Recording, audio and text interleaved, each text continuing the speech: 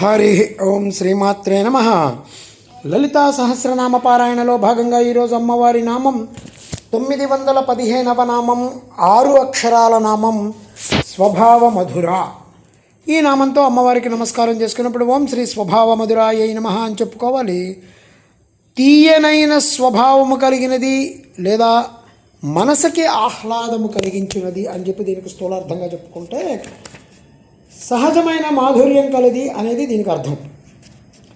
మాధుర్యము అంటే తీపి, ఆనందం కంటే తీయని వస్తువు అంటూ ఈ ప్రపంచంలో ఇంకోటి లేదు. లోకంలో ఉన్నటువంటి ఆనందాలు, అభావాలు లేదా అభాసనలు ఇవన్నీ కూడా నిజానికి లేవు, కానీ ఉందనుకుంటాం. కానీ అమ్మ మాధుర్యం అనేది స్వభావం. మన లోపల ఆత్మానందం యొక్క కాంతి బయట వస్తువు మీద ప్రసరించాక అది ఆనందం అని చెప్పి మనం భ్రమిస్తూ ఉంటాం. లోకంలో ఉన్న స్వాత్మయే ఆనందం. స్వాత్మానందల విభూత బ్రహ్మాజ్యానంద సంతతి. అమ్మవారి ఈ నామంలో మనం చెప్పుకున్న అమ్మవారి స్వభావాన్ని, మధురమే అమ్మవారి స్వభావం. అమ్మ నామం, అమ్మ రూపం అన్నీ కూడా మాధుర్యం. అవి తలుచుకున్న, ధ్యానించిన మనసుకి ఆహ్లాదాన్ని ఇచ్చి మధురంగా మనకి ఆనందాన్ని కలుగజేస్తుంది. అమ్మ లీలలు కూడా ఎంతో మధురంగా ఉంటాయి. అమ్మ కారుణ్యం ఎంత అనేది, ఆ మాధుర్యం ఎంత అనేది మనం తలుచుకుంటే ఆనందంతో ఒళ్ళు పులకించిపోతుంది. ఆ కారుణ్యం అనే దానికి హద్దులు లేవు. అమ్మ యొక్క స్వభావమే ఆనందం.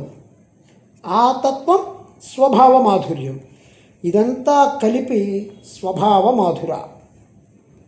మాధుర్యం అనేది అమ్మ స్వభావంగా చెప్పుకున్నాము.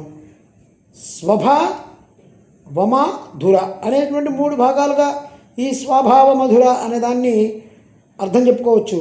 స్వభావ అంటే ఆత్మప్రకాశం, వెలుగుతో ప్రపంచాన్నంతటినీ బయటికి తీసుకొస్తున్నావిడ. వమనము అంటే బయటికి వెలుగక్కటం.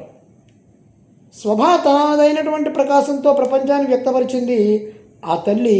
ఇది వమధుర అంటే ధరించినది, పోషించినది.